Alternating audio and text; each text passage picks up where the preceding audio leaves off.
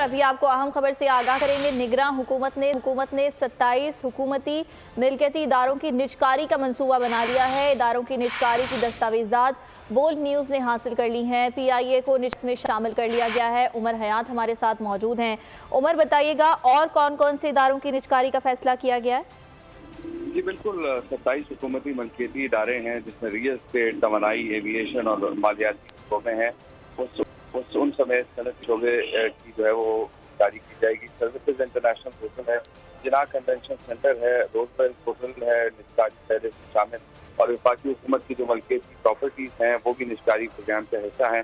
PIA corporation limited को भी निजकारी फहरिस्त में शामिल किया गया है और इसके साथ साथ पाकिस्तान री insurance corporation, state life insurance corporation भी जो है वो निजकारी फहरिस्त में है।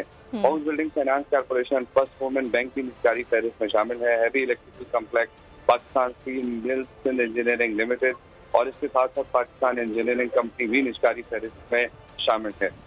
बलोची हवेली, ये सारे हैं जिनकी निजकारी का मंसूबा बनाया गया है। सब्सक्राइब करें और बेल दबाएं ताकि कोई खबर रह न जाए।